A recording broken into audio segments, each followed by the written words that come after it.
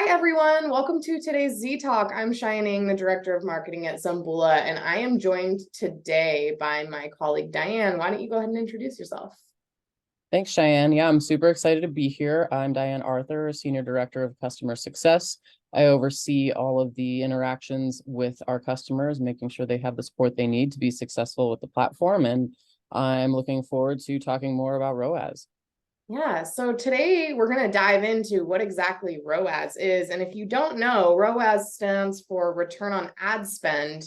Diane, can you give us the 10,000-foot view of what that means? Yeah, so return on ad spend is basically measuring the return of a specific ad campaign. And that might sound kind of strange, when it comes to email. But essentially, what we have is money in versus money out on specific, getting really dialed into, specific campaigns. So, kind of jumping ahead to the second question, how does it relate to email?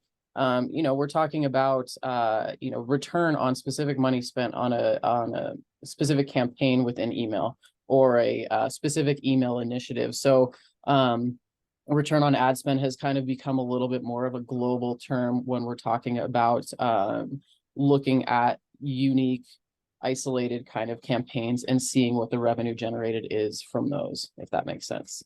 Yeah, it's almost like it's become a little bit of a misnomer, but still very relatable to email and even, other marketing campaigns beyond as well. Yeah, I mean, you could call it return on marketing spend or return on initiative spend or something like that if Yeah, you want to. It's kind of what it's become. totally. And so when we look at the success of campaigns, we often see things measured in like revenue lift, percentages or increases. And at Zambula, we're kind of flipping this a little bit, and we're telling people they should really be concerned about ROAS. Can you tell me why that is, Diane? Yeah, I mean, if you're not paying attention to the dollars that you're throwing at specific campaigns and you're just like, oh, sweet, look, we made, 10%, more revenue this year, but you're not taking into account that like maybe you're spending 15%, you gotta look at, are you making more money than you're actually spending? So you have to look at the whole picture. It's kind of like the whole calories in, calories out. Are you gonna, gain weight or lose weight? Same thing. So you need to be able to look at each thing that you're doing, individually and seeing like, okay, is this making me money? Is it, what's losing us money? Even if the overall change is, you're making more money, you still need, there may still be facets of what you're doing in your marketing campaigns that are losing you money.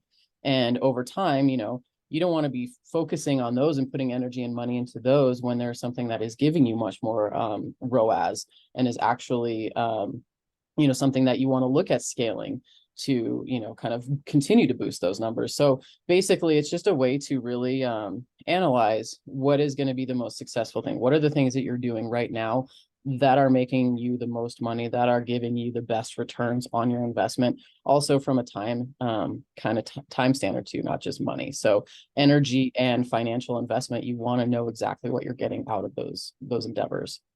Yeah, for sure. And we have had several clients achieve amazing ROAS, and Forever 21 is one of those most recent ones.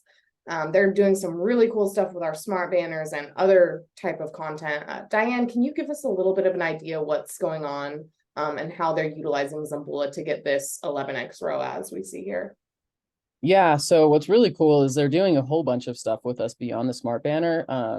But the smart banner alone is what brought them 11x ROAS, which is really cool. So what you see here in this top banner is just one image in a larger library of content that's personalized to the individual when they open their email. So Carol here, she's got these boots in her cart. So we have a variety of different messaging, here you see low in stock to create a sense of urgency. And then also we have the star ratings there to kind of show some social proof. And aside, we only show those star reviews if there are over a certain amount of reviews available. So, that there is, you can trust these numbers that they are highly rated. So that social proof super huge in creating confidence in purchasing. Other ideas that we have, or other content that we have, are things like price drops. So another little impetus to get somebody over the hump of buying. We also have package tracking, which is just really great for customer experience. So just a very large library that we are always expanding upon as well, to again, drive revenue through this personalized content. So yeah, it's really cool to see them absolutely crushing with the smart banner and everything else. It's been I always get excited when I get their emails and I see my stuff in there, or I see the stuff personalized to me, and it is really cool to see everything they're doing. Amazing. All right, well, thanks everyone for joining us today. We hope that this gives you a little bit more understanding about ROAS and what it means, and that you can take it with you into your marketing campaigns. Have a great day. Thanks, everyone.